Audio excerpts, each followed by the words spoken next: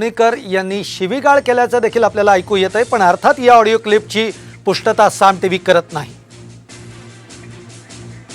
आपण बघतोय बबनराव लोणीकरांची ही audio clip आहे। जिल्हा मध्यवर्ती बँकेच्या निवडणुकीचा हा वाद आपल्याला बघायला मिळतोय। राजेश टोपे आणि बबनराव लोणीकर यांच्यामधलं हे फोनवरचं संभाषण आहे।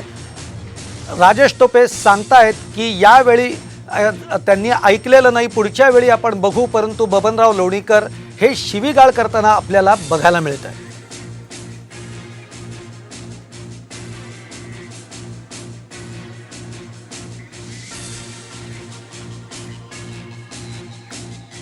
नाही, मी तुमच्या माध्यमातून ती व्हिडिओ क्लिप ऑडिओ क्लिप ऐकली मी, पण असं करायला नको।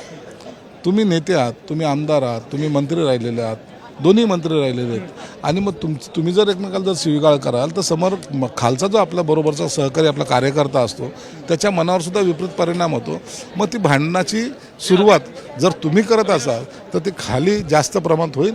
म्हणून जो लोकप्रतिनिधी असतो त्यांनी यापासून थोडंसं दूर राहिलं पाहिजे, जेणेकरून आपली प्रतिमा, आपल्या नेत्याची प्रतिमा किंवा स्वतःची प्रतिमा हे समाजामध्ये चांगली गेली तर कार्यकर्त्याला सुद्धा थोडा अभिमान वाटला पाहिजे।